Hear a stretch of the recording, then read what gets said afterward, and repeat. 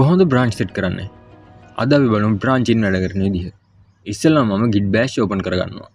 test 1 එකේව නැතුව මම අද අලුත් folder එකක් හදා ගන්නවා මේ වැඩේට.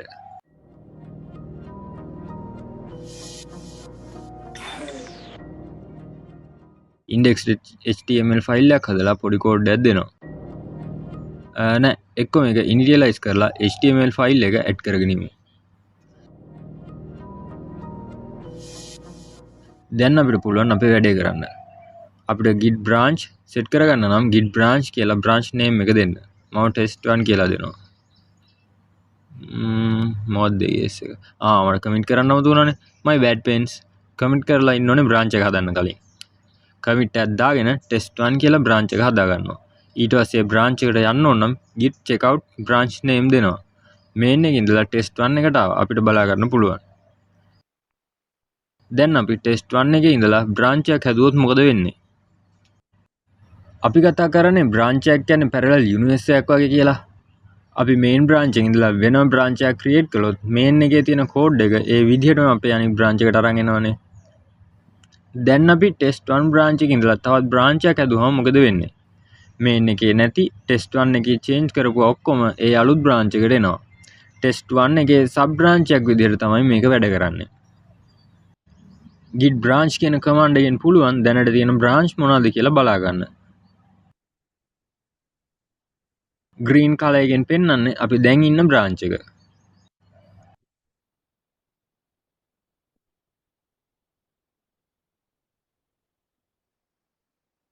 branch එකක් හැදුවට පස්සේ ඒ branch එකට ආයෙ checkout වෙන්නත් වෙයි.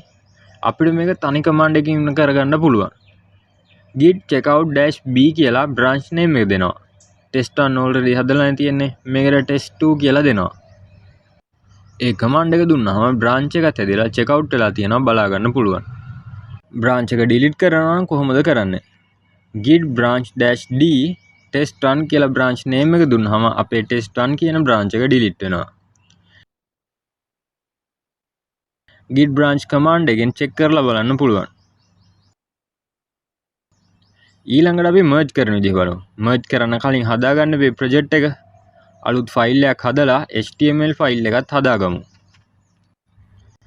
git status බැලුවම බලන්න පුළුවන් style.css ෆයිල් එක uncracked කියලා. අපි git add all දීලා ඒකත් add කරගෙන ඉමු. මට අමතක වුණා html එක save කරගන්න. ඒක save කරගෙන style එක add කරගත්තා නම් හරි.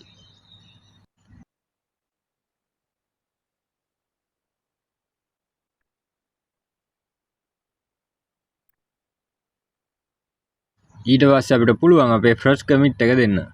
දැන් git status දීලා බලන්න working tree clean කියලායි. ඊට පස්සේ අපි main branch එකට check out වෙන්න ඕනේ. check out වුණාට පස්සේ අපිට බලා ගන්න පුළුවන් code කරපුවා මොනවත් main එකේ නැහැ කියලා. දැන් අපි කොහොමද ඒවා main එකට ගන්නෙ? ඒකට තමයි merge කරන්නේ. git merge test2 කියලා දුන්නාම අපි test2 branch එක කරපු හැම change එකක්ම main branch එකට apply වෙනවා. දැන් අපිට පුළුවන් බලා ගන්න HTML ෆයිල් එකේ කරපු code සහ CSS ෆයිල් එකත් add වෙලා තියෙනවා. git log දීලා වුණා අපිට අපේ history එක බලා ගන්න පුළුවන්. අද topic එක summary කරනවා අලුත් ෆයිල් එකක් හදා ගන්නවා. git status බැලුවා මේක තාම uncracked ෆයිල් එකක්. ඒ නිසා ඒක add කරගෙන ඉන්නවා. add කරාටමදි commit කරන්න ඕනේ. ඊට පස්සේ අපේ branch එකකට යනවා.